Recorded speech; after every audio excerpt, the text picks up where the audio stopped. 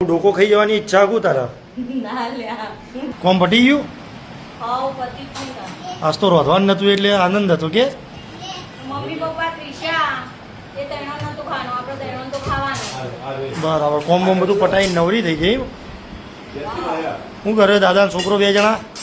દાદા મંચાવો શીખવાડો દાદા તને શીખવાડતા હશે તું કંકોડો શીખવાડે દાદાને શું શીખવાડે દાદાને હિન્દી શીખવાડો હિન્દી તને શું આવડે મને તો બોલતા આવડે મને લખતા નહીં આવડતું હિન્દી બોલ બગાવા નાખો આજ તો જાગરણ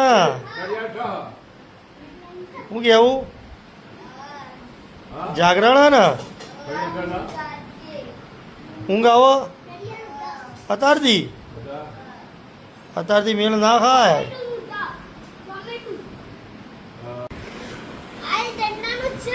વૈદિક પપ્પાને હિન્દી શીખવાડો પપ્પા વૈદિકને ગુજરાતી શીખવાડો પપ્પા એમ કહે કે અમારે આવું આવતું હતું વૈદિક કે અમારે આવું આવે આ જબલાનો જ આવ્યો તારો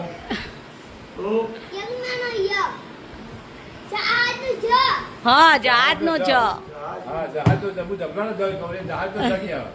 એ હિન્દીમાં તમને ભણાવો પછી આ સત્રીનો સ એ સાચું પડ્યું દાદાનું કે પછી આ ચકરીનો ચ આવે તારો ચમ્મચ ચમચીનો ચાઈ હા હું ચકરીનો ચ બોલ્યો ક્રિશાનો ઉપવાસ ને વૈદિકનું કોમ કે મજા પડી જાય હા ને બીજી વાર ગાધી હા ક્રિશા પપ્પા લાયા તે મજા પડી જાય ને આ છેલ્લો દિવસ ઉપવાસનો હા ક્રિશા હા ને પપ્પા પેલી વખત તો તમે નથી ખાધી આ વખત તો હવે ખાઈ લો બહુ મજા છે આ એક તો ખાઈ ગયો આખી એક ખાઈ છે આ બીજી લીધી ની બીજી લીધી બરોબર બહુ ખાઈ મજા આવશે હા પેલી વખત તમે રહી ગયા હતા આ પેલા મને જે આપ્યા બે લીધી બરોબર એ ખાધી બીજી લીધી હા ક્રિશા પેલી ખાઈ જઈ હતી તમારી ક્રિશાને આપી દીધી તે હું ડોકો ખાઈ જવાની ઈચ્છા આખું તારા તો પછી તાણે છોડતી નહીં બીજી લઈ આવું મજા આવી તમને તો ખબર તો અમારે તો બે હોય ને તારે જ સંતોષ થાય બે ત્રણ હોય તો